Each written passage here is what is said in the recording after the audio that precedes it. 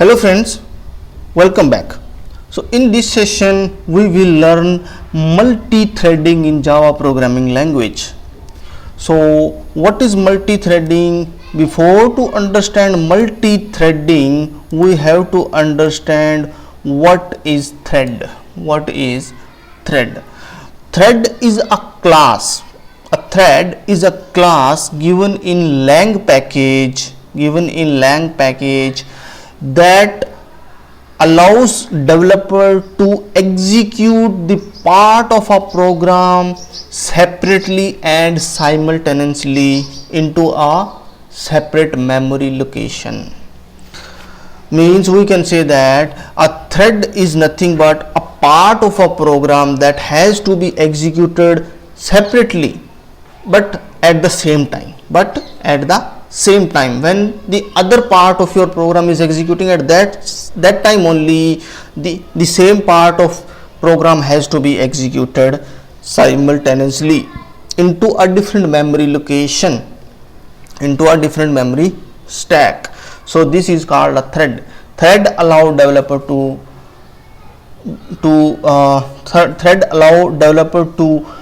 implement the multi-threaded application. Thread allow developer to develop a multi-threaded applications. So thread allow developer to do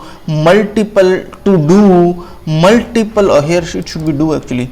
So thread allow developer to do multiple operation at the same time. We can see that multiple operations also. It is not in the same class so many functions that you are executing same time. It depends. Other operations means that maybe belongs to some other other resource, or that maybe belongs to same resource. That is up to the requirement only, but we can do multiple operation at the same time. That is called multi-threading. Execution of more than one thread simultaneously called multi-threading. Multi-threading happens at application level. Yes, multi-process is also there and multi-thread is also there. Thread is nothing but the part of your program. Thread is a part of your program, and with the help of thread class of Lang package we can implement the threading concept, and we can implement the multi-threading using thread class. But at the end the threading will happen at a application level, but multi-processing will happen at system level. Process and thread is a little bit different. Thread is a part of a process. But process is a standalone, and that has to execute it into your operating system, into your machine. But thread has to be executed within the applications. Suppose we have taken some examples here, like for example document or text file writer. Sometime like that can be Word file, that can be ODT file, means open document type or Word document type. Okay, so that you have to write. While writing that file you need sometimes spelling check, so that spelling check is automatically happening. If spelling is incorrect, then it will then your application will display an red line down to the word, and it will from that one you can identify that whether the particular word is not correct. So that is a spelling checker, one thread.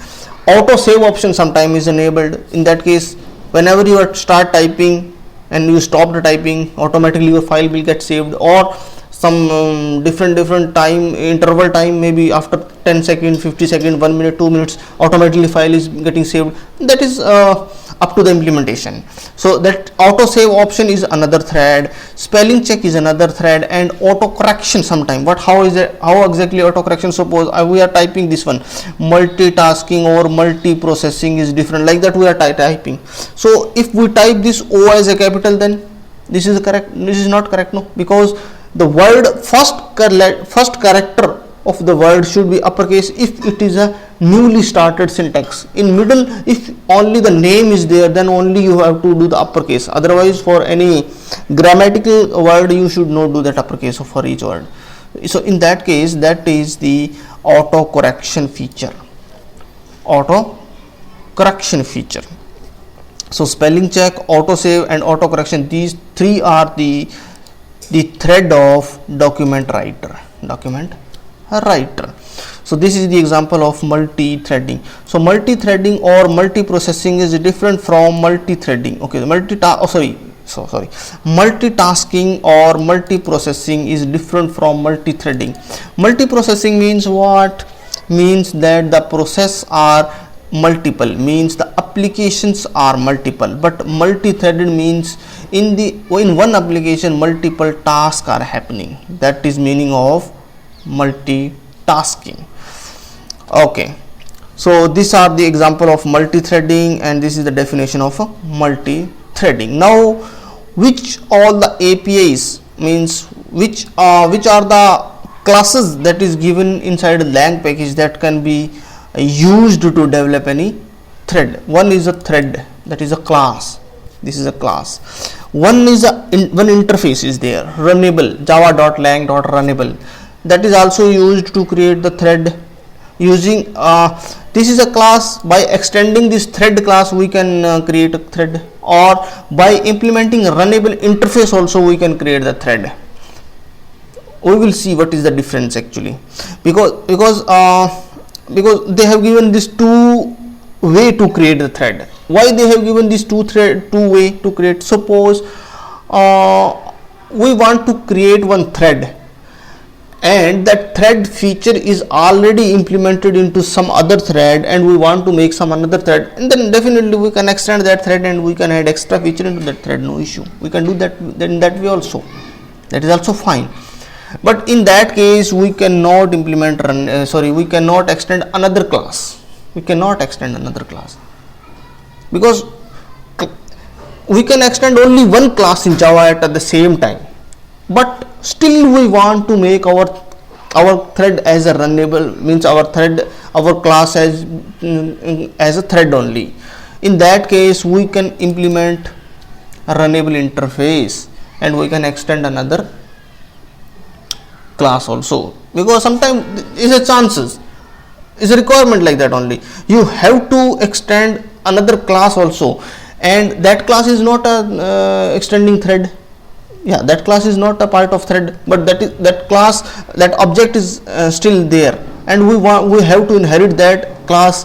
Definitely we have to inherit. In that case what we can do, we have to make our class as a thread, but we have to inherit the feature of another object also, another class also. In that case two classes we cannot extend at the same time. In that case we have to use interface only, because multiple inheritance is possible through interface only. Multiple inheritance is possible through interface only in Java. So we can extend one class and one interface, one class and many interface, not one interface also. One class we can extend and many interface we can extend, but class only one is allowed to inherit.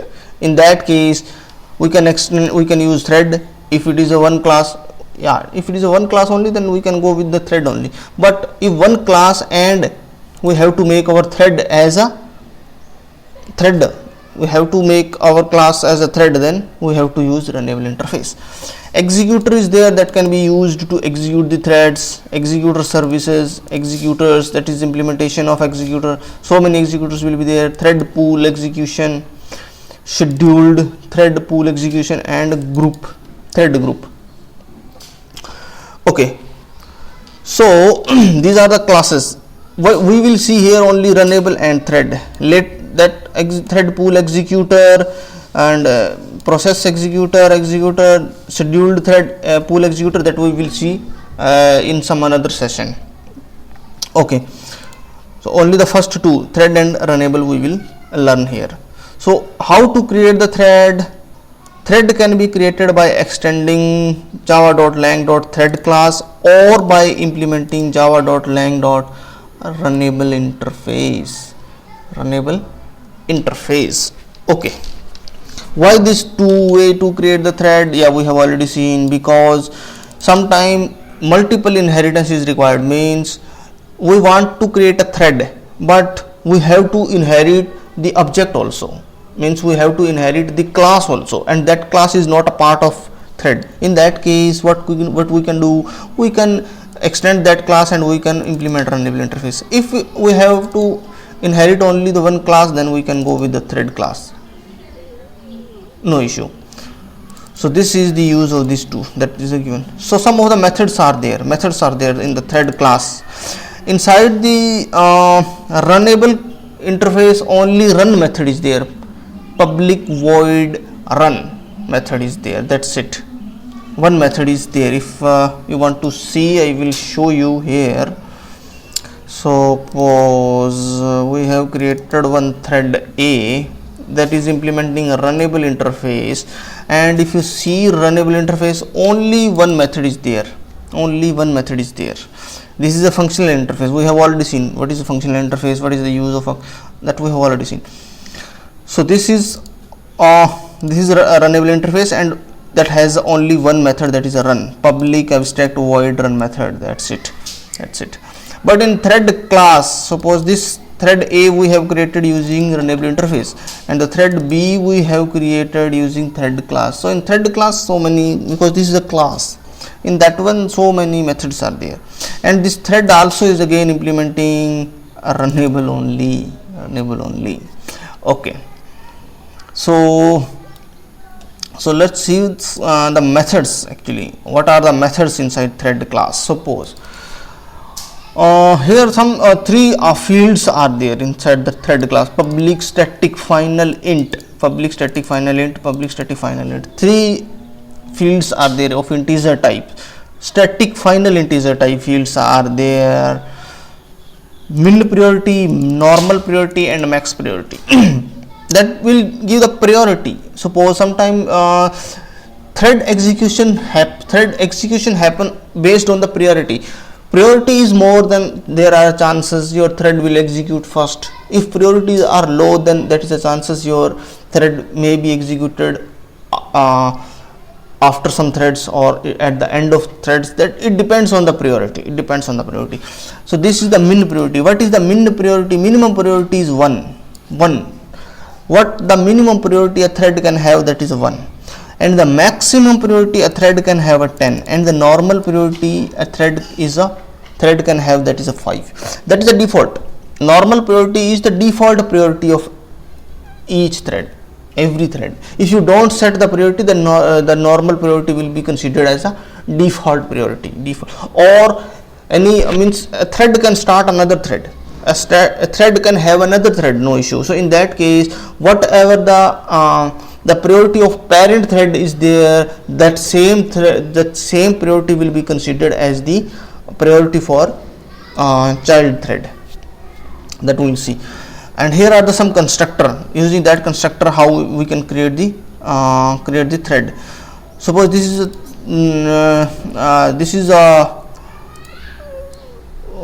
the constructor that without default constructor. This is default constructor without any parameter. Create a thread with the default name. Yes, default name means how. Suppose inside your JVM you have not created any thread, then the thread name will be 0. After that, when you created another thread, that thread name will be thread. It should be in this way. It should not be in uppercase. Thread 0, thread 1, thread 2, thread 4, thread 5, thread 4, 5, 6, 7. After that one only. After this thread hyphen number, that will be the default name. That will be the default name of a thread. So it will be go up to the n means n number of threads you can create. So it will be come to like that n only. And if you want to give some name of thread, that you can give inside a constructor. If you give the name inside a constructor, then create a thread with the given name. That's it. And if you want to create thread from a interface, suppose sometime what we have implemented a runnable interface. We have not extended thread class. In that case, you want to create a thread, then you have to give that runnable interface here. The reference variable or the object of your runnable you have to give inside this constructor. In that case you can create the thread in that way. But in this case also create the thread from runnable interface with the default name. Yeah, here also name will be default because we are giving the runnable interface instance only, we are not giving the thread name. Here we can give that both, we can give the runnable interface and we can give thread name also.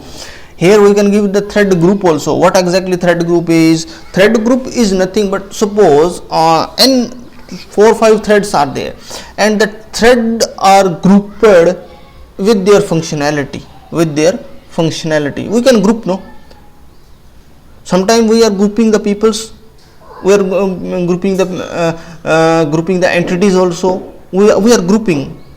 Group means what? The collection of objects only, collection of some objects, that is a group only. Why we grouped that one? Because they have some similarity or they have some common functionality or they have some specific purpose.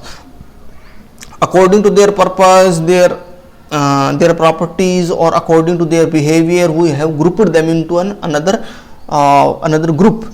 So that is called thread group. For in the same way we can create the group for thread also. So that in that, if we add in that group, so what it will create a thread from runnable interface and add into the given thread group with the default name. Yes, name we are not giving, we are giving thread group, we are giving runnable interface and we are not giving here thread name. So thread name we can give here also. This is another constructor is there. Thread group we can give, runnable interface we can give, and we can give the thread name also. Here thread group, runnable interface and name we can give. Along with that one long is there. What is the meaning of this long? Stack size. What is stack size? Suppose your thread has to be executed into some memory, and that memory we have already said in the definition of multi-threading. A thread is executing into different memory stack. So you can specify that memory stack here. What exactly the memory is required to execute your thread, you can specify here. Whatever memory, that is will be in a byte. One, if you give here 1 means 1 MB. 1 means 1 MB. If you give here 1, then 1 MB will be acquired. Inside JVM, 1 MB will be dedicated to that thread only, and that thread will execute into that one memory area only. If you give 2, it means 2 MB, 3 MB, like that. If you give 0, then it will ignore, then the default whatever size it will be, that it will take. Okay, so this is called okay, this is the constructor, and another one is boolean. What is the meaning of this boolean? Inherited thread locals. Inherit thread local means inherited thread locals. That what happen actually? Okay, see means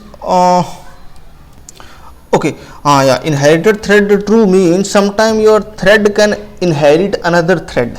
In that case, in the parent thread there are some fields and some function that you want to inherit into this thread. If we want to inherit, then we can give this as a true, and by default this is a false. Okay, that is the use of this inherited thread locals. Okay, and this okay, here are some static methods of a thread. This is a current thread, means in whichever thread you are calling this one, you can get, means you can call this method anywhere. You can call this method into resource or inside a thread, that is up to your choice. You can call that anywhere. So in that case you can use this method. Mostly this will be used when you are using runnable interface to create your thread, because inside runnable interface there is no get name. Because inside a thread, suppose inside the thread method is there like get name.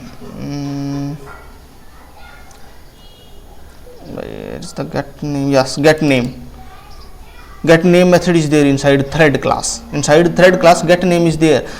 If you are inheriting if you are extending thread class, in that case this method will come into your class. But if you are implementing runnable interface, in that case one, that get name will not be there.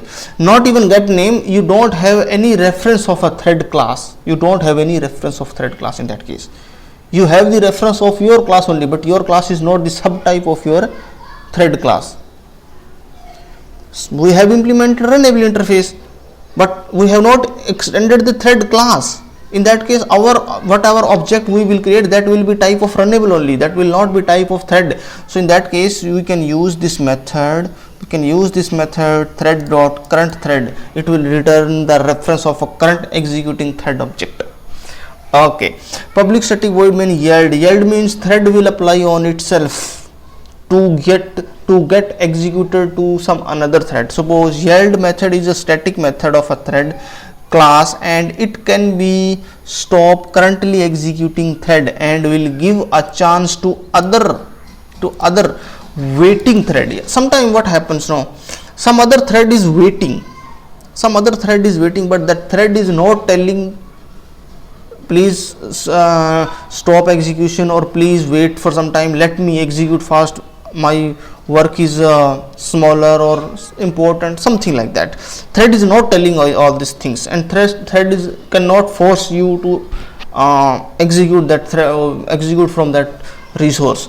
So in that case, yield method is useful. Thread will apply on itself only. Method is a static method thread that can be stop the currently executing thread and will give a chance to other waiting thread of a same priority. If in case there is no waiting threads, or if all are the waiting thread have a low priority than the same, then will continue this execution. This method will work only on the same thread to stop execution, not means after the executing of another thread, the same thread will continue. After that it will continue. For some time it will pause. For that case, we will use yield. If some thread is there with the same priority, then the thread will allow to execute that only first. Sleep, wait. This is currently whatever thread is executing, that thread we want to put into sleep mode. In that case, we can use this sleep method, and we can specify a time for how much time sleep, because sometime what happens, resources are not available. In that case, what you will do? If you wait, in that case, what is the problem? If you do wait, in that case, you will hold the resource and you will wait. But if you do sleep, then you release that one and you will sleep. Sometime means process will sleep, and after this time over, after you specified time over, this is a milliseconds. 1000 means 1000 means 1 second. 1000 means 1 second. After that much time, it will come back. If you specify 2000 means 2 seconds, it will come after that much time. K is a currently executing thread to sleep temporary for specific number of milliseconds. Yeah, this is a milliseconds. And this is also sleep method, but after this milliseconds and this nanoseconds, you can specify like that. This is a milliseconds only. After this millisecond plus this nanoseconds, K is currently thread executing temporarily specified number of milliseconds plus specified number of nanoseconds. This is the nanoseconds. On span method is newly method that is added in Java 9. What exactly the use of this one? Sometime in our thread we are running loop, 100 times of loop. Simply we are running loop to delay something. In that case, your loop will be getting executed. In that case, your machine will consume power and memory both. Power also your system will be consuming, and your memory also will be getting consumed. In that case, instead of that one, inside the loop you can use this method on span wait. So in that case, your system will pause for the same number of iteration, but iteration will not be executed. In that case, you can use span on wait. Thread calling span on wait does not give up a time slice. It just delay for the next instruction's execution for a finite period of time. By delaying the execution of a next instruction, the processor is not under demand. It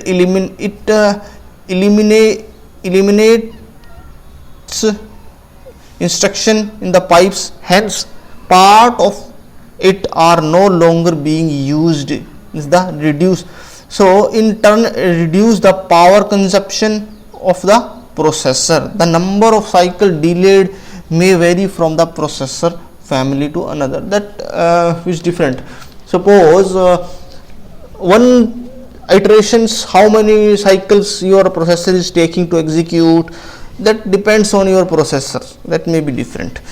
So use what is the on spine best fit when a thread is waiting for external condition or event to be occurred. Sometime what happens, we are putting some infinite loop or loop we are putting on some condition, that condition has to be true from something, from some outside world, some variable we are updating that variable, and that we are waiting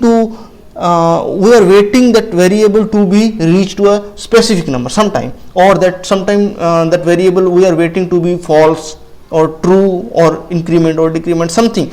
But that increment decrement, that condition is dependent on outside world. Outside means from the some other depending on some another thread. In that case we can use spine on wait. So in that case, if we use spine on wait, so your system will not consume much power and will not consume much cycle also. Okay, so this is the use of on spine wait. Active count means what? Return the estimate of the number of active thread in the current thread group and into subgroup. Suppose a thread can have a thread group. If we are not giving thread group, then in which thread group it will come? Whatever your parent thread, because when you starting your Java application, one thread will be created with the name main. Your thread will be created, and the thread group name also will be main. So if you don't create any thread group and you don't give any thread group to that thread, in that case that thread will be added into the parent thread group. So it will return the estimate number of active thread in a current threads group and its subgroup. Okay, copy into the specified array thread. What is this one?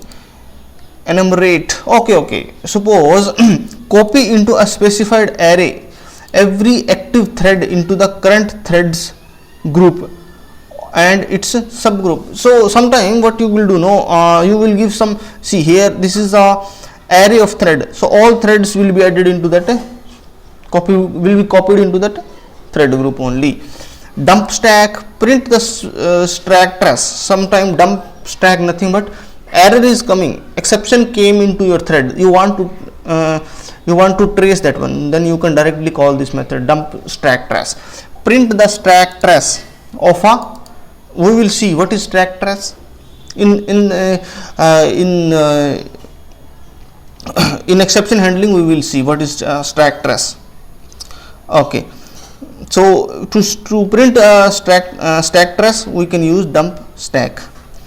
That will point to standard error system, SOT, ERR out it will use. Okay, default uncatched exception handler. Set the default handler invoked when the thread abruptly terminates. Sometime what happen? No, this is default uncatched exception handler. Sometime your thread is terminating abnormally. In that case, you can add some exception handler.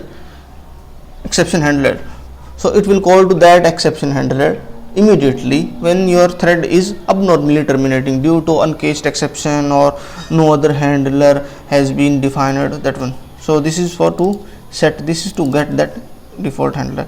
Start is used to start the thread, that is now these are the static methods, these are the instance method. Instance method means on thread we can call. Start method is there. Case this thread to begin execution.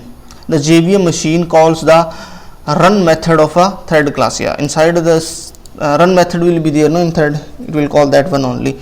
Okay, public void run. Yeah, run, this method is coming from which one? This is not from thread class, this is coming from runnable interface, because we have already seen thread class is again in implementing runnable interface only. So this is coming from runnable interface. Okay, stop means this is deprecated, we should not use. Force a thread to be stop execution. Sometimes it will give exception also, means thread may be already inside the terminated state, something, or awaited state. In that case you cannot do that one. Interrupt is also to interrupt the thread, to stop the thread only. Instead of this one stop, we can use interrupt. This is deprecated, this is not deprecated. Is interrupted will test whether your thread is interrupted or not, means thread is terminated or not. Is alive means it will give true or false whether if your thread is active, it's running, it's in running mode. Then in that case you can say the thread is alive. Suspend means suspend is also deprecated. Suspend also is used to suspend the thread. This method has been deprecated as an inherited deadlock prone. Sometimes it will give deadlock, so that's why it is a deprecated. Suspend is also nothing but it will stop only, suspend. But in stop means thread will not start again, but if you give suspend, it after some time it will start. Suspend, if you do thread, then after some time or some resource is available, then your thread may start. But this will give some, if you suspended, the thread is in suspend mode, but thread is not executed completely, it's in suspend mode and it is not coming back to the execution part. In that case this is a deadlock prone, so that's why it is a deprecated, that's why it's a deprecated.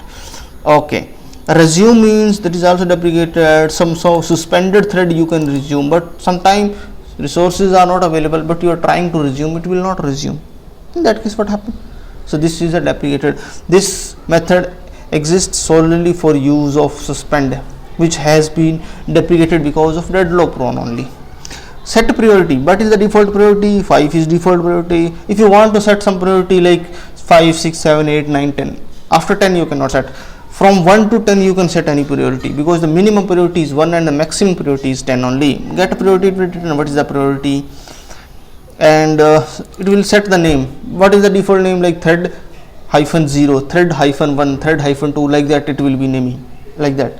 Whenever you will create new thread, the naming convention will like that only. First thread you are getting thread -1, second thread you created thread -2, third thread you created thread -3, like that it will come. If you give some name, if you want to set some name, you can use this method to set some name. Get name, you want to get, you can get the name. Get thread group, if you want to get the thread group, you can get in that way, but set thread group will not be there, because thread group if you have to give, then you have to give inside constructor only. Okay, next one is a join. Join method is what? Suppose two threads are there, and what you want first, whenever first thread is executed, after that only the second thread should be executed. You want to add, you want to append a thread after the thread. In that case you can use join method. We will see this one. This is means join means after this much time, after this much of time you can join the thread. After this much of time and after this much of nanoseconds you can join the thread. That you can give time. This is the time only. This is the millisecond, this is millisecond, this is the nanoseconds. Okay, and this is the without time. Okay, means after this one, means after executing a thread A, wait for this much time and then execute this thread. After executing the one thread after this much of time and plus this much of nanosecond, this is nanosecond, this is a milliseconds. After this is millisecond, this is nanosecond. After this much millisecond plus this much nanosecond, you execute that one. After immediately if you want, then you can use this one. Set daemon. What is daemon?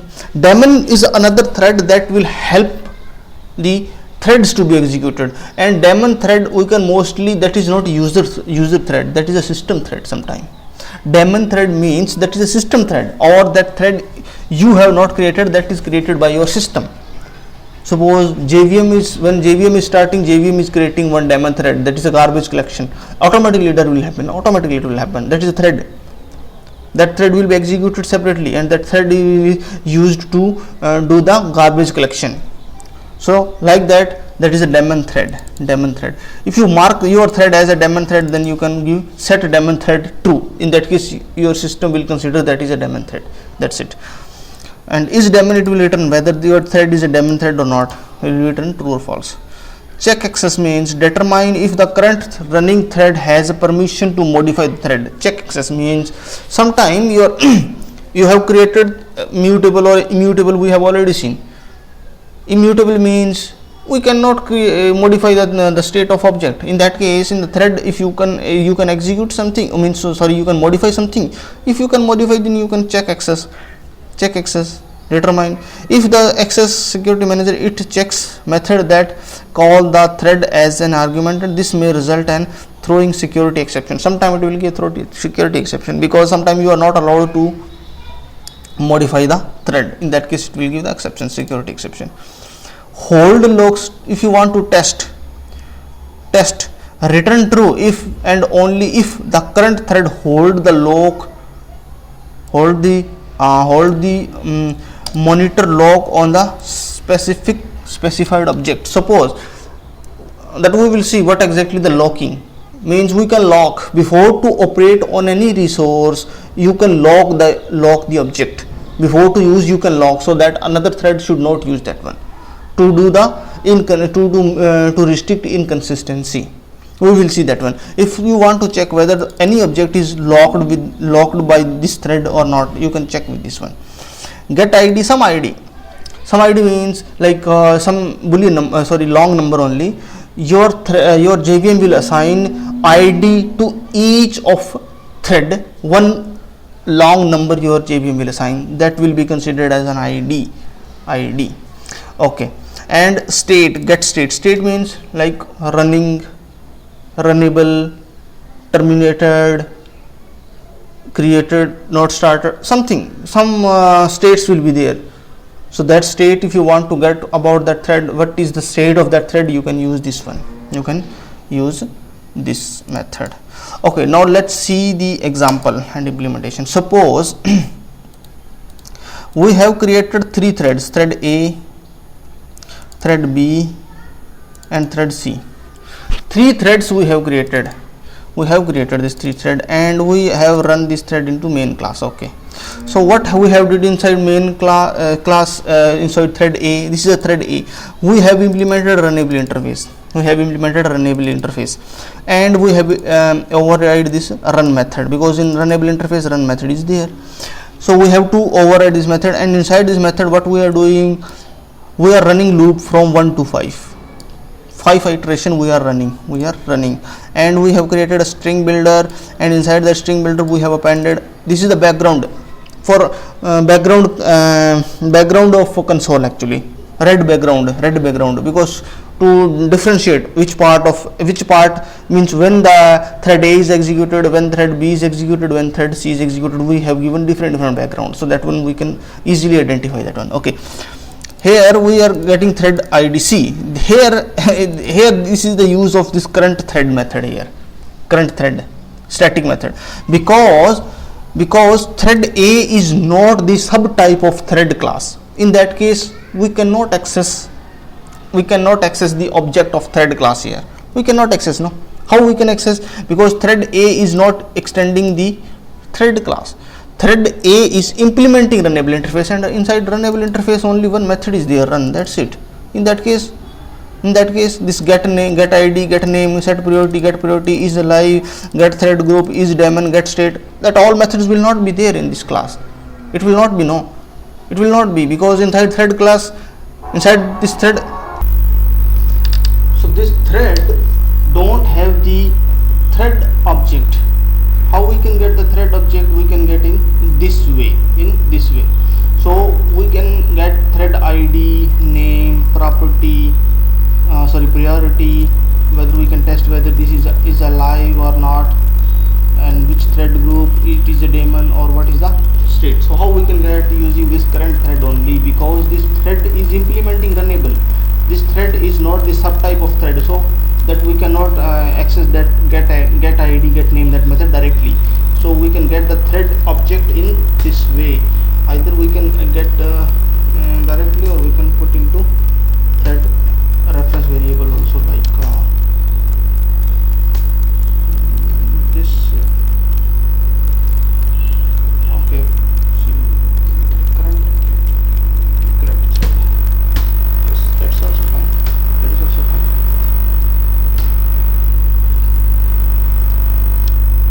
So this one we can give here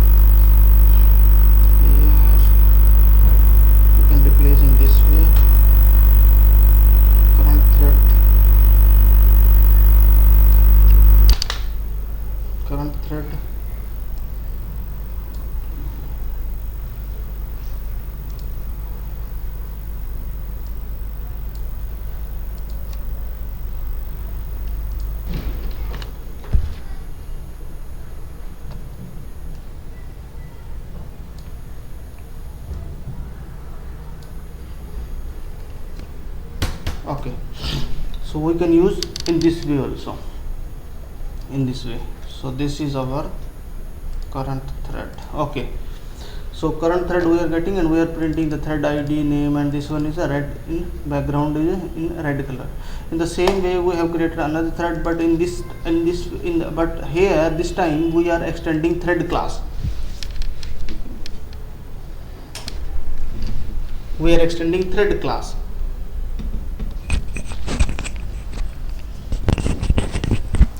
So by extending this thread class, we can directly access this. We can directly access get ID, get name method with this keyword, because this current thread B is the part of thread only. That thread B is the instance of thread only.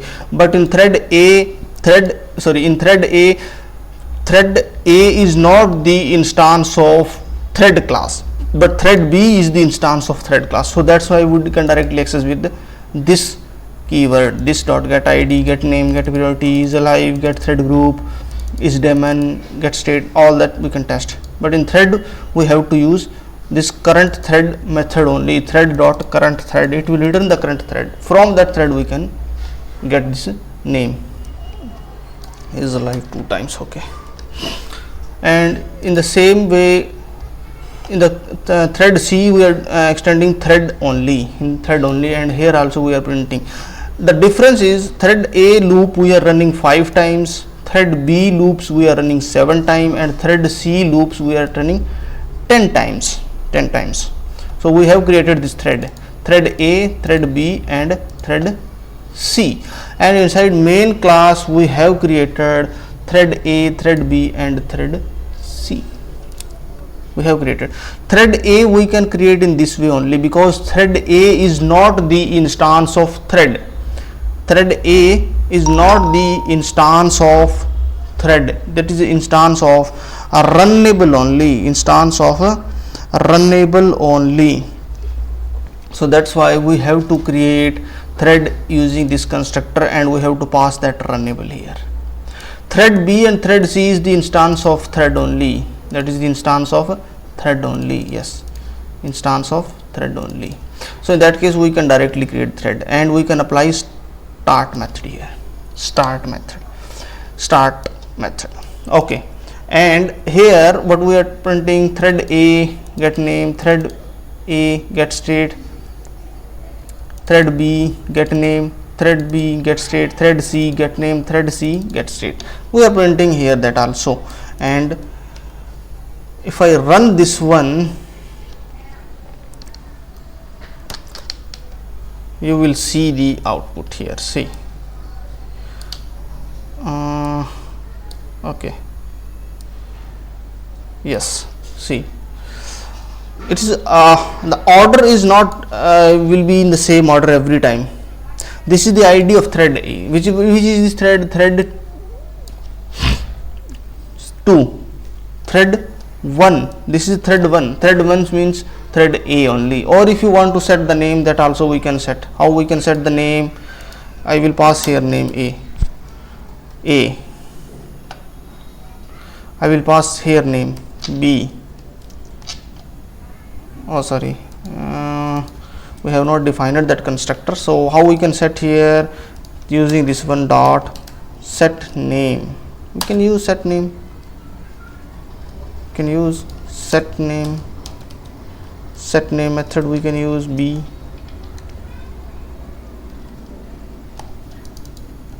Thread B, and this is also same thread C. We can use thread C. This is thread C. It's up to the choice. If we don't give the name, then default name we have already seen. That is the default name. Now see, thread 2, thread 1, thread 0. Thread 0, it will start from 0. Thread 0. This is thread 2. This is thread 1, and this block is executed for thread. Now if I run, you will see the output in something different, and thread name will be ABC. This is thread B. Because this green is for thread V, we have defined background, and this yellow, this red background we have given for thread A, and blue background we have given for thread C only. So this is the execution, and it will not be same for always it will not be same, it will be different, it will be different. See, now the last one is thread C, now the last one is thread B, now the last one is thread A. It will be different, order may be different. Whenever the thread is getting chance to execute, that is executed. And we are printing thread ID. This is the thread ID for thread A, thread ID for thread B, thread ID for thread B for 40 only, thread ID for thread A 13, thread ID for thread C 15, like that only. And this is the priority. Default priority is 5 only, we have seen already. But default priority we are not setting, that is a 5 only. And alive, yes, it is alive, then only we are running the thread, because thread is running inside the thread, only we are checking that is alive or not. It is alive, yes, it is alive, true. What is the thread group? Only thread group is this one only. Name is main and max priority is a 10. That's only same only. And is daemon? No, it's not a daemon, because we have not marked any thread as a daemon. And this is the state is, what is the state? Runnable only. Yes, ABC is runnable. Sometime here you may get the thread is suspended or blocked or something like that. That may be because sometime what happens, no, yeah, see, this is runnable only now, because this thread C, if you see this main, that is also one thread. And here now how many, if I say how many threads will be running inside JVM, 4 threads will be, thread A, thread B, thread C and main thread, because when JVM is starting, that is started into main thread only. One thread JVM is creating, another thread we are creating, thread A, thread B and thread C we have created, and one thread is a main thread only. The 4 threads will be there. So inside this thread we are checking whether what is the state of A, B and C. What will be the state of A, what will be the state of B, what will be the state of C, we are checking. Sometime the thread the thread is terminated sometime. In that case it will print here blocked or terminated sometime, but now it is printing runnable only, because that main thread is executed before to A, B or B or C. Okay, suppose let's check if we got that output sometime. Yes, see, now see, thread A is running, thread B is running, but thread C is blocked because it's executed, it's finished his task. C. Okay, so this is all about the methods and how to create the thread, and what are the methods we have already seen. We have seen all these methods here. One method, that is join. Actually, suppose what is the use of these joins here? If we see, we have started, but we will not start in this order, we will start in something different. How? What I will give here, I want to start first thread. After executing thread A, I want to execute thread B. After B, I want to execute thread C only. So what I will give here, I will give here thread A dot join join.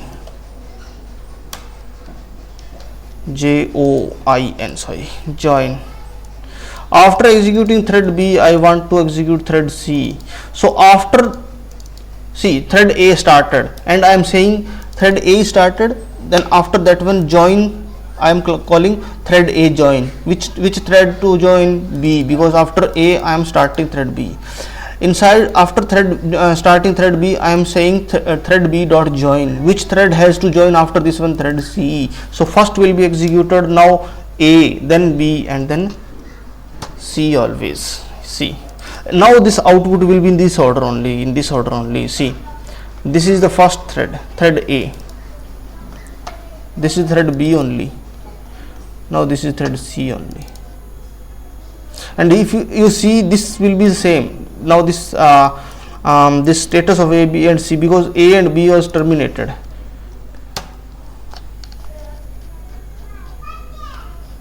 A and B will be terminated, then after C will be running. Like that it will be only. It will be like that only. So this is the use of join method here.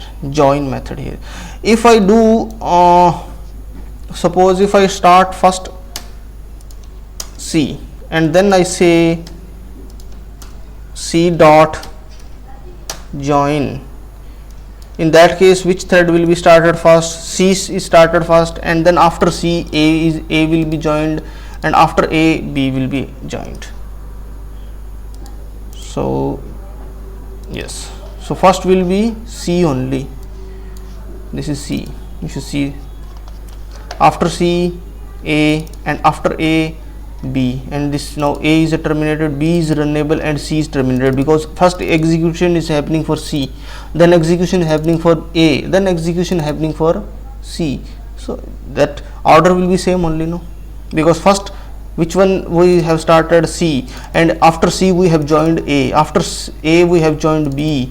In that case the output will be same only, first C is terminated, then A is terminated, then B is terminated. What if I will give here B first, and after B I will join B dot join, then first B will be executed, then C will be executed, and then A will be executed. Means status will be B is terminated, C is terminated, and A is running. Yes. So first B is executing, then C is executing, and then A will execute. So B and C is terminated and A is running. Okay, now it is not running, because after this one that main thread is executing, at that time it found A is running. Okay, so this is the use of this join method also. Okay, so we have seen all the methods. Now one concept came in when we are running multi-threaded environment. Suppose multiple threads are executing, and multiple threads are being accessing one object. It's a chances, means some shared object may be there. So in that case what you have to do, we have to make one synchronization. What is synchronization? Is a process of locking an object. We have to lock the object to avoid the inconsistency problem. What exactly inconsistency? Suppose we are booking a ticket for a flight. In that flight, suppose 250 seats are there, 300 seats are there, suppose, and we want one seat to be allocated to one person only. It should not be like that one seat is allocated to two person. Means we have to lock the seat first to assign that seat to some person. That seat number will be assigned to a person, but before to do that operation we have to lock that seat before to operate on that one. So other threads cannot lock that one and cannot access that one at all. So that is the use of process of locking an object. We have to lock an object. When multiple threads are using same object, then we may got inconsistent result. So we can use synchronization to avoid inconsistent result. When the object is locked, then only one thread is allowed to access the object.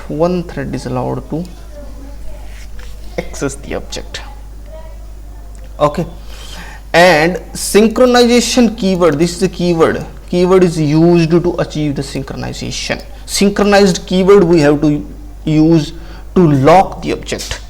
Synchronization can be achieved in two ways: method level synchronization and block level synchronization. What is method level synchronization? Used at method level. Method level means the synchronization keyword you can use at method level, and while creating a class we can use method level synchronization, because we are going to create a class, and that method we can if we want we can do that method as a synchronization. We have already seen one class, string buffer. We have already seen string builder, string buffer, and string builder. We have seen these three classes in one session. In that one we have already seen string buffer is synchronized means thread if multiple threads if access that one, they will get consistent result only, because all the methods of that string buffer is synchronized. Okay, if synchronizations okay, a method level synchronization can be used for both both static or non-static any instance method. We can apply synchronization, method level synchronization for both method, for static method or non-static method also. If synchronization is applied for static method, then the lock will be applied on class. Lock will not be applied on object. We have, what is the use of that class? Class has some static members. To access that static member, you can use the class name, that is enough. Class name dot a static method, static member of a class. Class name dot static member of class. You can use like that. You can access that fields or methods. So in that case, if you are doing synchronization at static method, then that class will be locked, not object. And if you are making synchronization at non-static or instance method, then lock will be applied on object. Lock will be applied on object only. And another way is block level synchronization.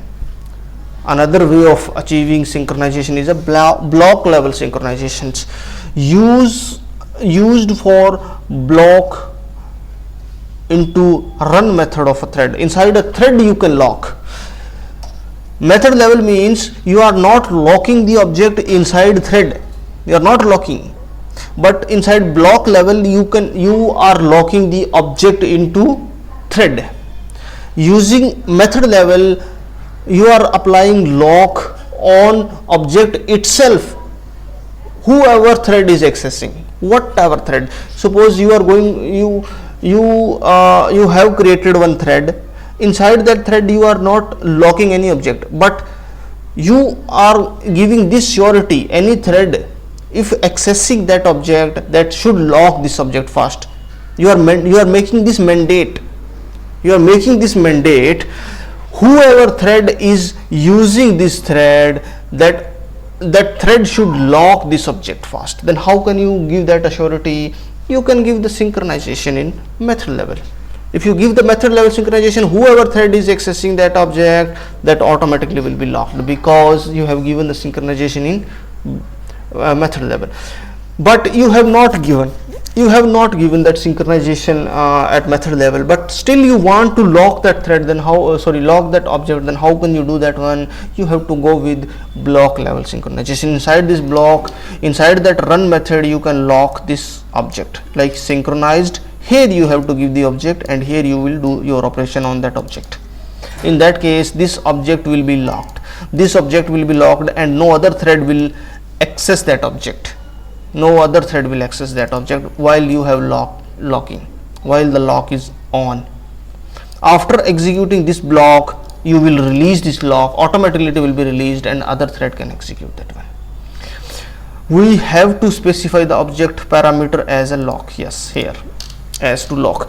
Suppose here, if you see this diagram, we have a class hello. Inside this class hello, we have a void m1 method is there, and inside this method synchronized this dot get class or synchronized hello dot class, the default object of class will be locked. Object of this class will be locked, because we are applying get class only here. We are not applying this lock on this hello. We are applying lock on this class only, the class only hello, not on the object here. But here we are locking current object of this class will be locked. Here we are locking on class.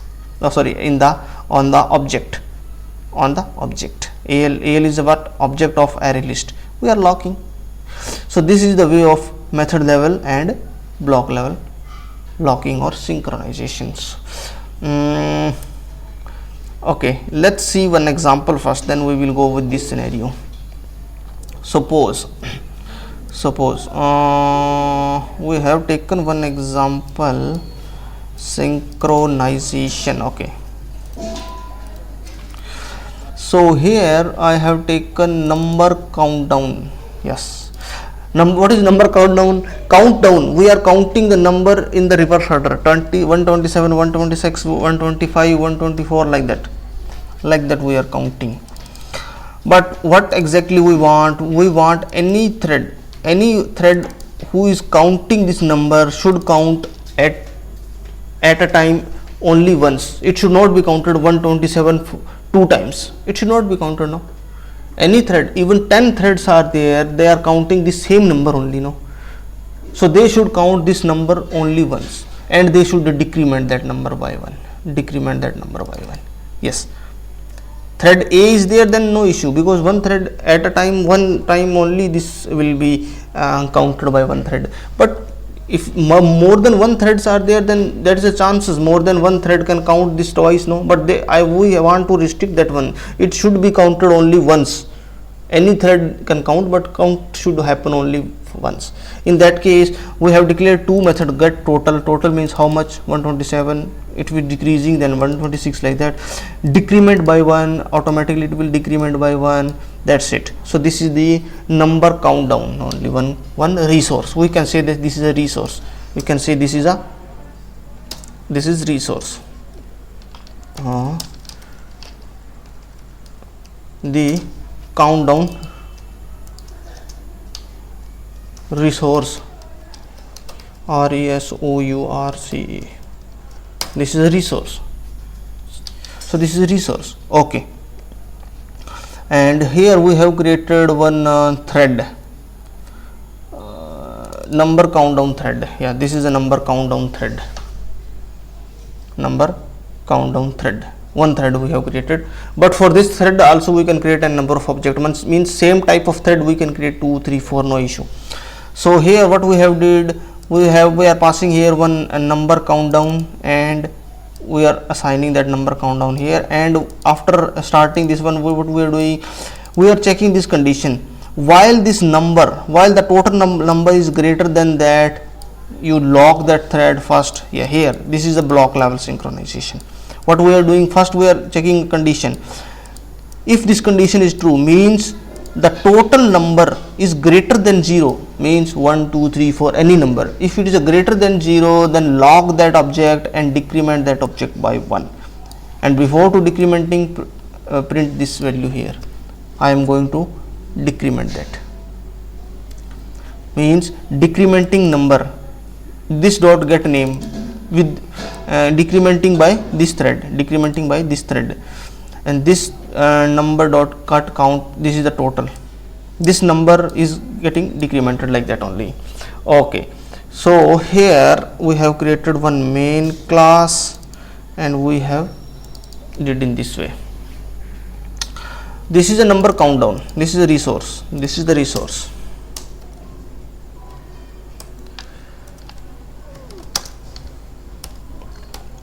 The resource, this is resource, resource. This is resource, and this is the threads, the thread. This is thread, this is thread, the thread A. We can give a thread A, this is thread B, or thread X or thread Y, anything, it's up to your choice, thread X or thread Y. Okay, we can give name, no issue. How we can set the name? Set name we can use, no? Set name,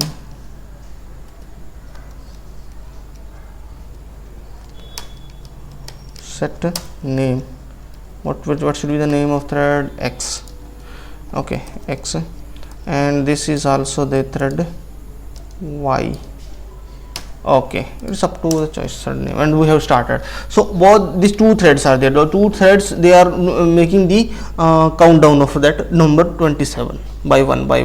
But one thread will only do one time, for one number only one countdown will happen. It should not be read 127 two times. Okay, so let's run this one and we will see the output. See. So here if you see, okay, I think This is thread 1. Thread 2 we have not set the name, I think. Okay, this is thread. Okay, let's run this again. Yes, so here if you see, first x, thread x is decrementing by 1 by 1 by 1 by 1. If you see, after number 65, thread b is decrementing, but you see 65 is reading by 65 is reading, x is reading 65, but y is not reading 65 because 64 only, because locking is happening here, and this order will not be in this order. Sometimes that also will be changed. This also will be changed. Yeah, now it is changed. Suppose first x thread is reading that one, and that in decrement is doing. After number 65, thread y came, and thread y is decrementing. After that one, thread x is decrementing 0. Okay, and that also will be not same sometime. X, now y is there, so it will be sometime, it will be different. Sometime x will be there, sometime now. So now y is executing first and x is executing later. Now x and y is coming like that. See, this is x, and here this much is executed by y, this much is executed by x, and oh, see, yes, only this much number y is executing, and all the number is remaining, all the numbers is executed by x only. It depends. Whenever the thread is getting chance, that is executed. Whenever you can run this many time, and you will see some of thread is in between also, it is executing.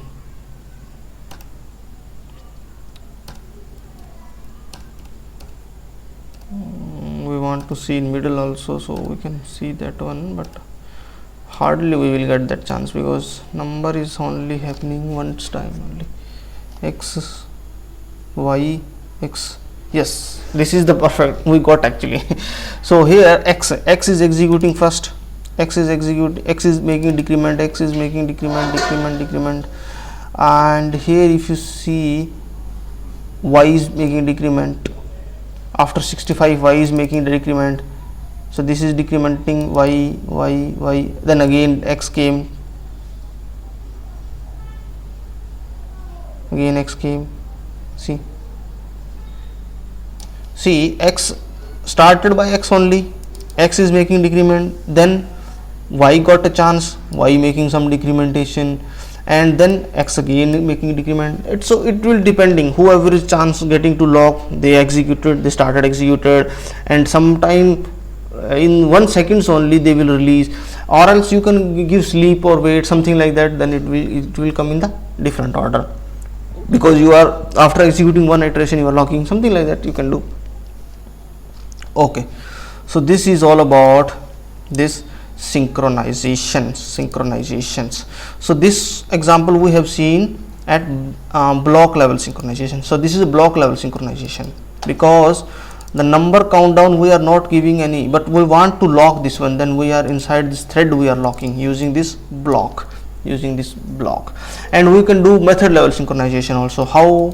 Suppose this is our method level synchronization. Suppose I have defined one class gun, firing gun. Okay, so gun, how much total bullets a gun can have? This gun 50. I'm supposing that this gun should maximum capacity of bullets, this gun can have a 50. And what is the total means that maybe 50 is their total, but you have fired 2 bullets, then 48 will be the total. No, like that. Once you fired one bullet, that bullet will be decreased by 1. And once you have fired all the bullets, you want to reload that also. Yeah, that is also the requirement, because after firing all the bullets we have to reload the gun only. So this is the fire means how many bullets I have to fire, means in one shot I want to fire 10 bullets, so I can regularly I can fire 10 bullets. Okay, and suppose I fired all the bullets Once I fired all the bullets, I can reload that one. How many bullets I can give? That I can give here, please reload with 10 or reload with 20, but max 20 I have given here. I am checking the condition. Max you can give 50 only. More than 50 you cannot load, because max capacity of that gun is 50 only. Okay, so this is the use of this reload method. If you are giving more than 50, then you will get runtime exception. Max limit is this one, but you are giving this much. Okay, that is fine. And here if you see, both methods I have given as a synchronized.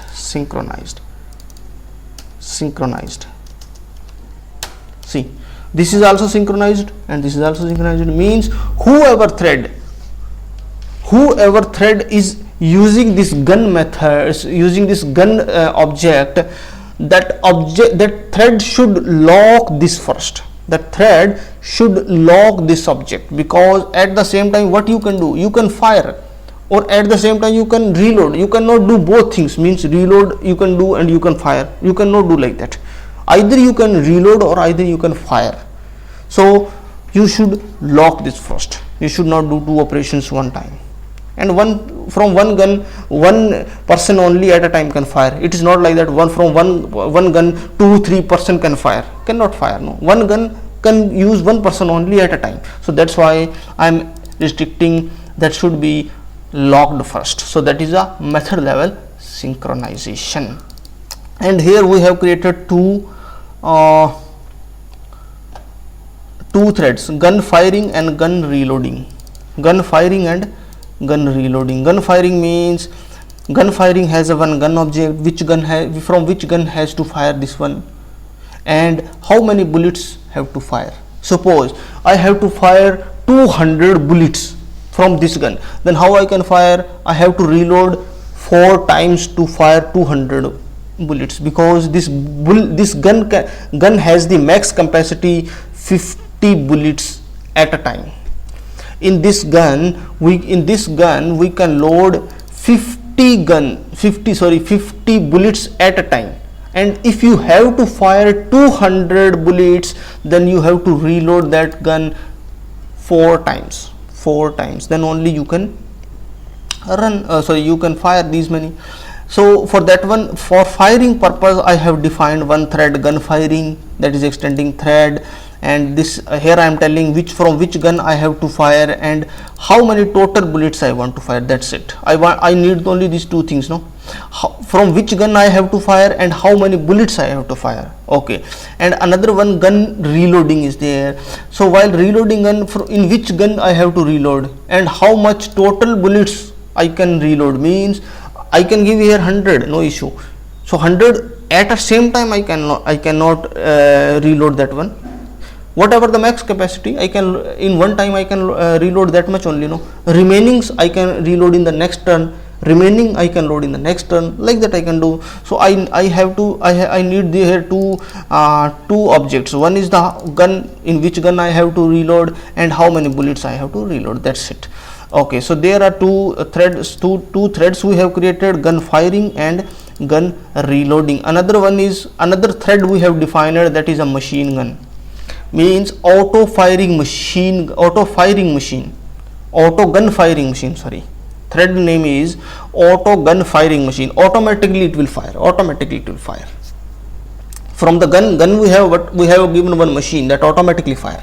So what we have to given here, inside this auto firing we need two threads. Which threads? Gun firing and gun reloading, because when you are making auto fire, no, you have to reload automatically also. Automatically reloading will happen, automatically firing will happen. You have to supply only how many total bullets you have to fire. That's it. How many? 100, 500, 200, any numbers just you give and you just start this thread. This thread will automatically fire these many, and gun is automatically creating this gun. Either you can give gun here also, that is not an issue. You can pass the gun, from which gun I have to fire, how many bullets I have to fire, but gun I am creating internally only. Okay, so this is the example of method level synchronization. If you see the gun method level synchronization I am doing. So if I run this one, you will see yeah, auto firing gun machine main. Okay, auto gun firing machine main. So here what I am doing, I am just giving only 2 lines of statement, that's it. I have created auto gun firing machine. Auto gun firing machine, 525 bullets I want to fire from this auto firing gun. So I have just created this thread and I have just started, and if I run, and you will see the output. See, so now this is the output.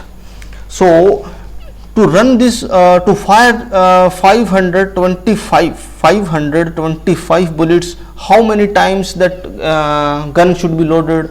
4 times, I think, more than 4 times. One time it's already loaded, but 3 more times or 4 more times I have to load. So at a time I can fire maximum 50. So I am fired 50. After 50, it is saying 50 bullets fired and 0 remainings. Yeah, 50 bullets fired, 0 remaining. Then it is reloading gun with 50.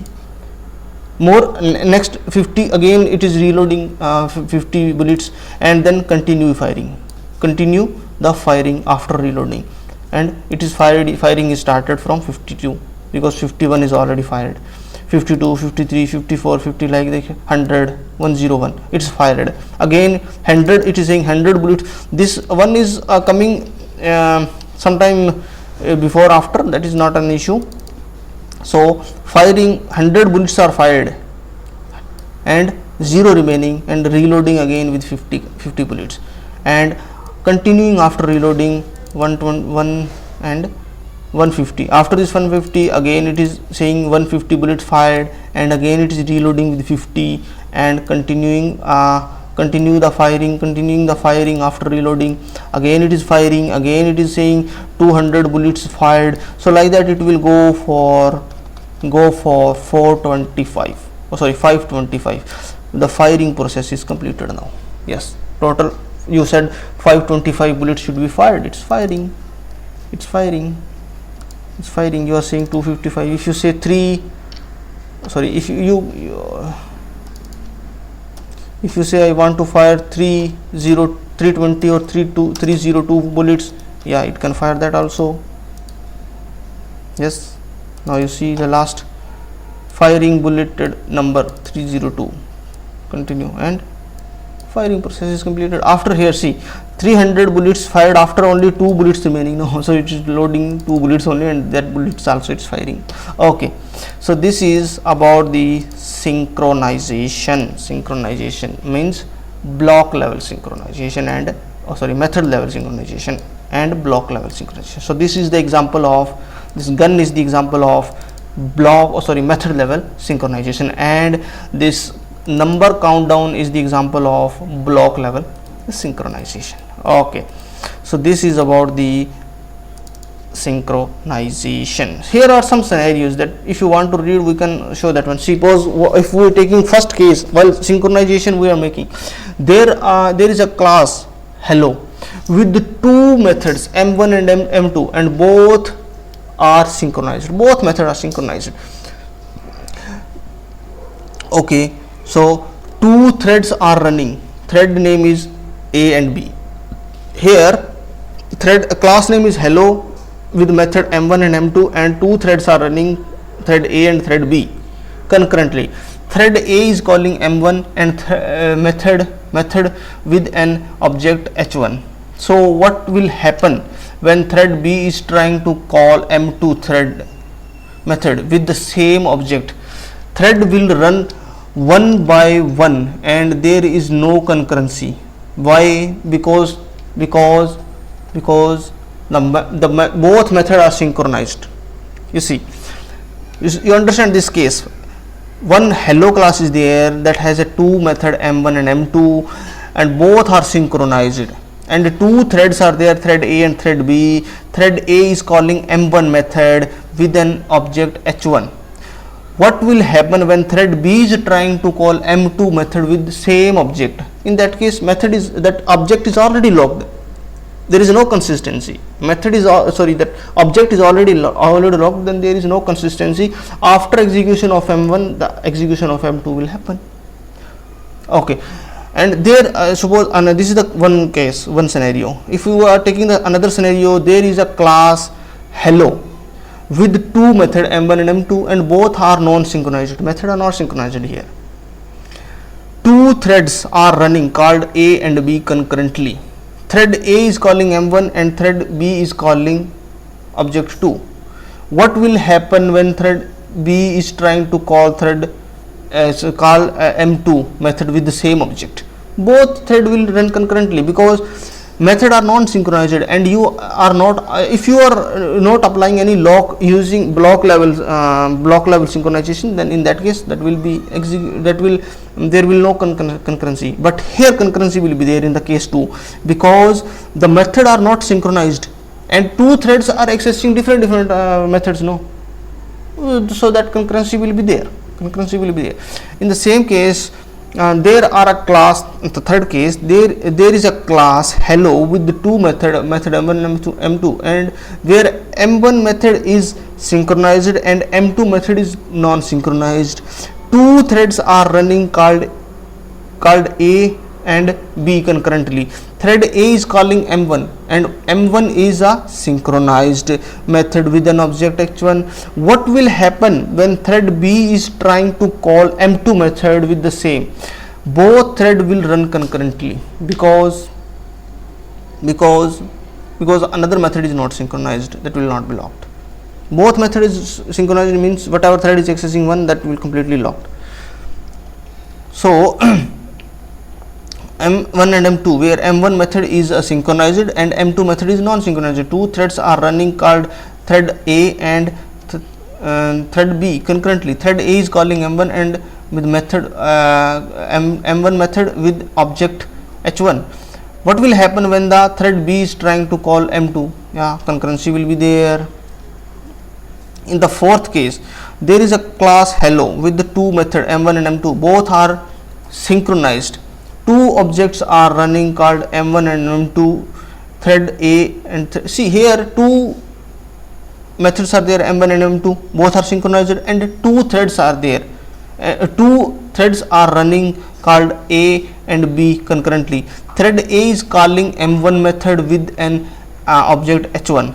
What will happen when thread B is trying to call M2 method with different object? Then that is also concurrency, because both objects are different. Thread A will lock on object A, thread B will lock on object B.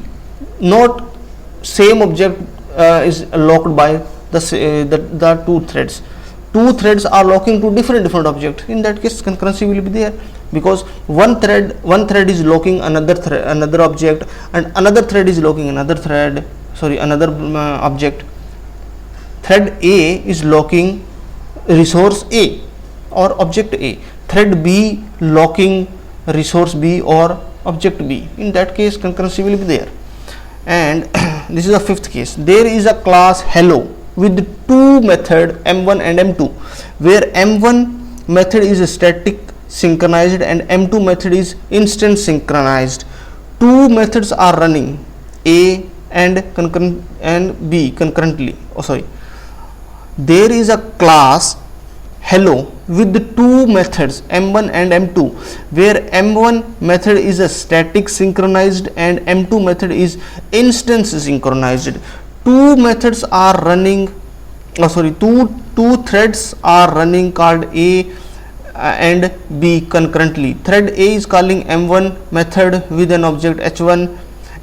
What will happen when thread B is trying to call M2 method with the same object h1?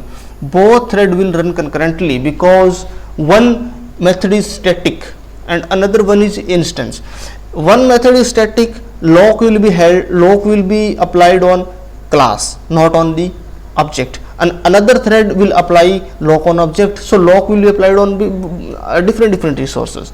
One resource is your class, another resource is your object. One lock will be applied on class, one lock will be applied on object, so the concurrency will be there. In the last case, there is a class hello with two methods M1 M2, and both are static and synchronized. Two threads are running called A and B concurrently. Thread A is calling M1 method with an object h1.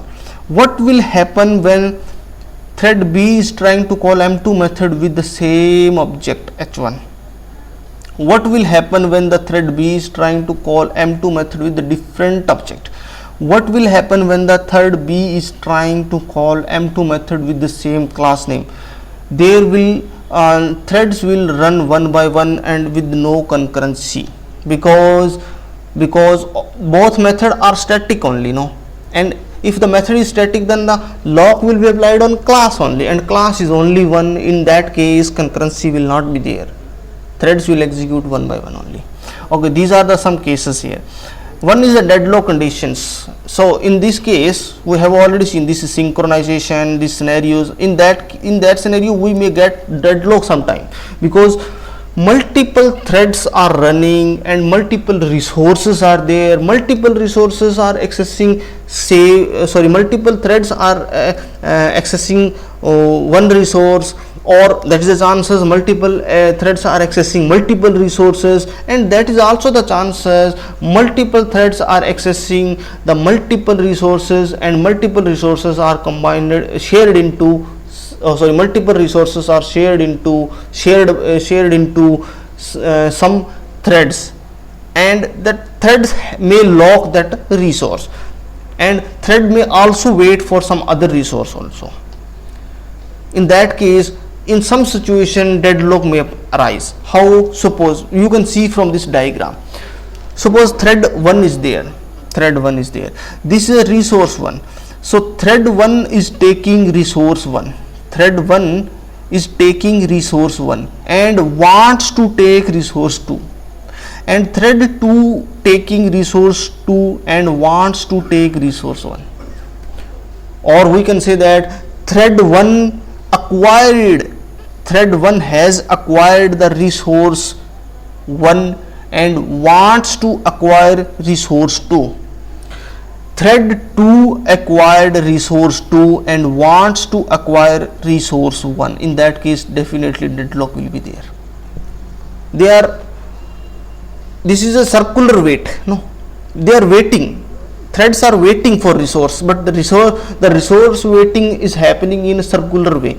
One thread is waiting for resource that is holded by another resource, and another resource is waiting for the same resource that is holded by some other, and that the same opposite thread. In that case, what it will happen? Thread A is taking resource 1 and wants to take resource 2, and threads 2 taking resource 2 and wants to take resource 1. In that case, deadlock is there. No one is releasing and waiting also. Threads are not releasing resource, and threads are waiting to take the resource. That is it is happening in a cycle. In that case, definitely deadlock will be there. So this is called deadlock. So we should not use in this way. We should not wait for a resource by holding the resource. What we should try first whether the both resources are available, then lock them. If both are not available, don't lock them. In that case, you can avoid the deadlock. So we will see one example that has having a deadlock.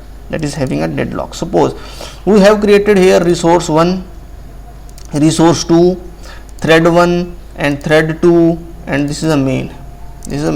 So inside this resource 1, if you see, we have given one method that is use resource. That's it, use resource. In this resource, I am getting the thread name and I am running one loop from 1 to 5, and after applying this loop, I am putting that thread into sleep mode for some time. And here inside this resource 2, I am making the same process. I am running this loop for 5 times, and I am making this process making this current threads in sleep mode for some time. Sleep method, what exactly the meaning of this sleep? We will see when we will see the diagram. What is the state of thread? So this is the state. In this thread we are sleeping for this much time. And in the resource 1, we are making the same thing. I am sleeping, putting the thread in sleeping mode for this much time, means 1 second only. 1000 means 1 second only. and thread 1. This is thread 1. Inside this thread 1, what I am doing, first I am locking resource 1 and then I have started reusing the thread, started using the resource 1. Then I am trying to lock on resource 2, and inside thread 2 I am doing the reverse. First I am locking the resource 1 and I have started using the resource 2, and then I want to lock the resource 1 because I need resource 1. Then I am trying to lock that resource, but I cannot lock because that resource 1 is already locked by resource thread 1. Inside this thread 1, if you see, first I am locking resource 1 and I have started using resource 1. After that one, this thread needs resource 2 also, so the thread is trying to lock the resource 2, and inside this thread 2, first resource 2 is locked and thread is thread has started to use resource 2, and then again threads want the resource 1, and thread is trying to lock on resource 1, but the resource 1 is already locked by thread 1, and thread 2 and thread 1 wants to lock on resource 2, but resource 2 is already locked by thread 2, and thread 2 wants to lock on resource 1, and that resource 1 is already locked by thread 1. So this is a deadlock prone situation. And if I run this one, see what I have did here, I have created two resources, resource 1 and resource 2, and two threads we have created, and in the both threads we need resource 1 and resource 2, and I have started these threads. I have started this thread 1 and thread 2. Thread 1 need both resources, thread 2 also need both resources, but locking I am making in a reverse order, and I have started. So if I run this one, and you will see the deadlock. Yes, yeah, now it is deadlock. Iteration is 5 times, no, for both resources 1 and 2, but how much iteration is executed? 1, 2 only, that's it. Thread 0 using resource 1, thread 1 using resource 2, thread 0 using resource 1, thread 1 is using resource 2, thread 1 using resource 2, 3 times only executed.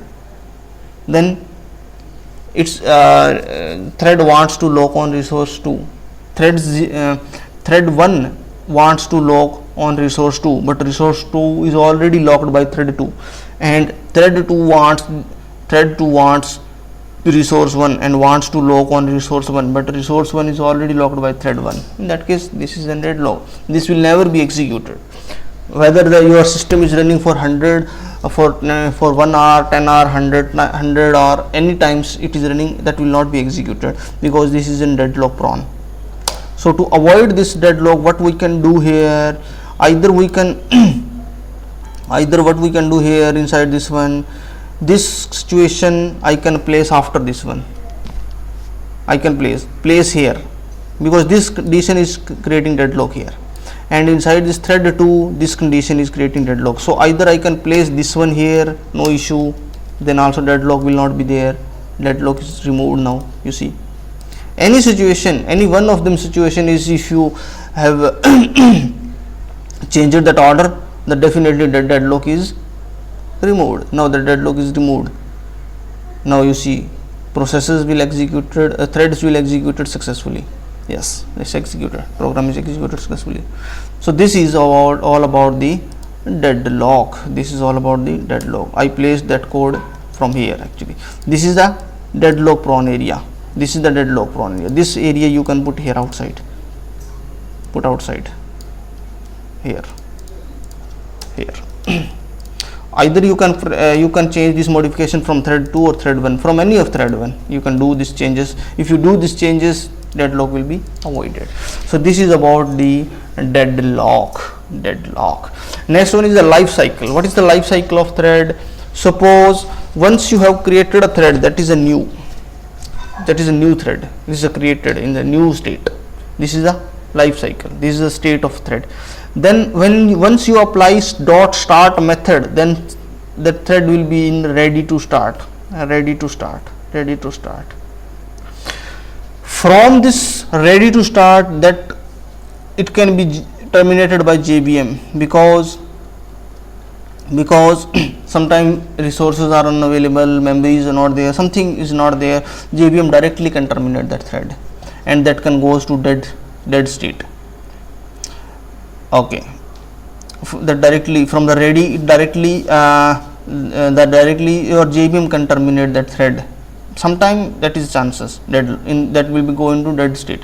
Or from ready to run, from the ready to run state, your thread can go to only running state. From the running state, if you have applied any stop method, terminate method, suspend method, in that case it will go to the dead state sometime.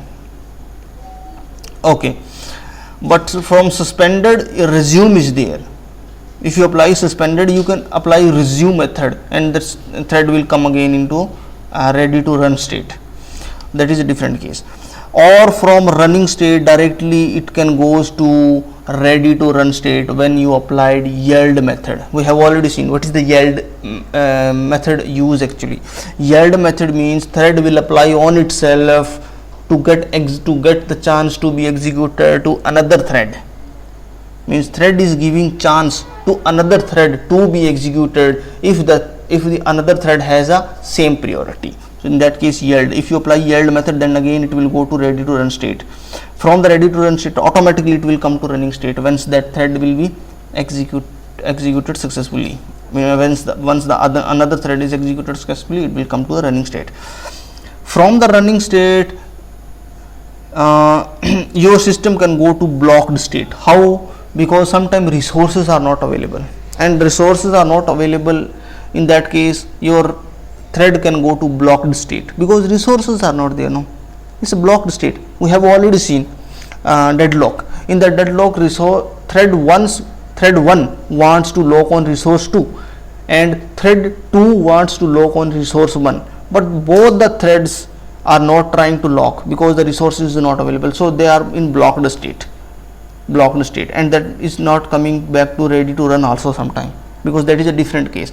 Sometime the resource may available, so it will come to ready to run state again from blocked, and from that one it can be running. If we have applied any wait method, so in that case you can apply on this. If we have applied any wait method, so your thread will go to waiting state. From the waiting state, you can apply notify or notify all method, then it will come to the ready to run. Or if you have applied any sleep on thread, then it will go into sleep state. From the sleep, once that time is over, sleep time is over, it automatically come from sleep to ready to run. We have already seen this this method also. Suppose if we see resource 1, here we have applied sleep method. No, in the resource 1 we have applied sleep method.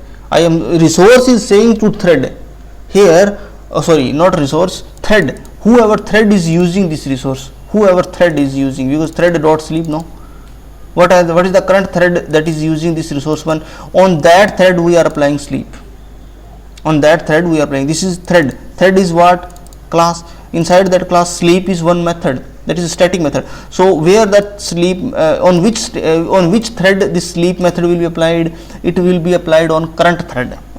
Current thread means whatever the thread is using this resource 1 at the present time, on that thread this sleep method will be applied for this much time.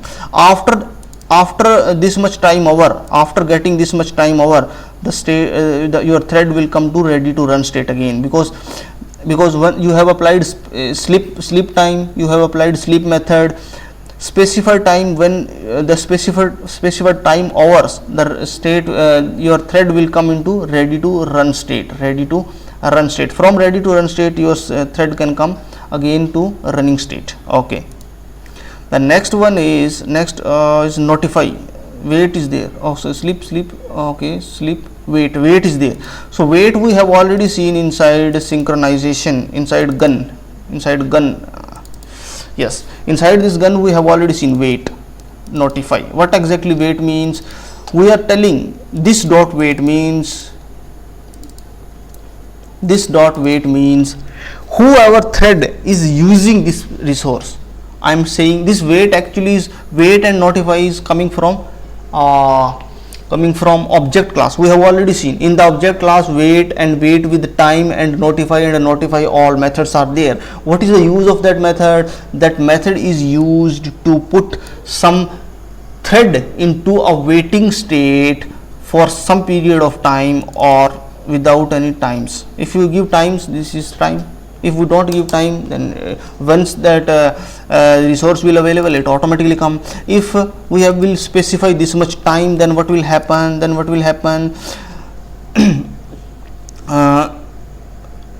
This time, once the resource will available, it will come, or after this much time it will come again into ready to run state.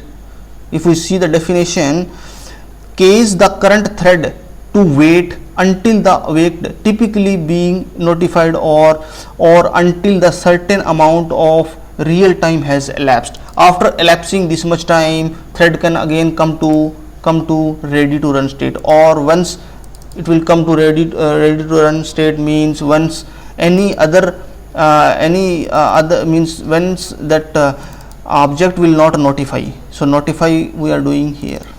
This object itself is notifying. Notifying means once you put into waiting state, you have to notify that thread, and by notifying that one, that thread will come into ready to run state. From the ready to run state, it will come into running state again, and from the running state, if you applied any execute stop or terminate, that it will come to dead state.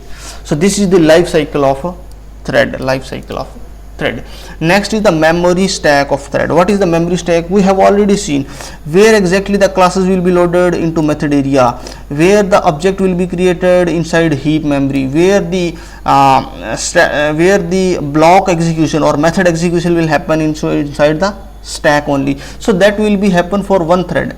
For the another thread, another stack area will be created. For another thread, another stack area will be created, because once first time you run your program, JVM will create one thread, and for one thread one stack will be created. See, this is a one stack for thread 1. This is another stack. Once you started any thread, then another stack will be created, and inside that one your thread will be executed. And once you start another thread, then another stack will be created. It will be go n number of time. Whenever you will create another thread, the stack memory will be created another one, and that thread will be executed in this one only. Okay, so this was about the multi-threading in Java programming language. Yes, multi-threading allow developer to do multiple operation at the same time. Okay, so this is for this session only. In the next session we will see exception and exception handling in Java. What is exception and what is exception handling in the Java, we will see in the next session. So I hope you like this session. Please subscribe my channel, and we will see you in the next session. Till that, bye bye, and thanks for watching.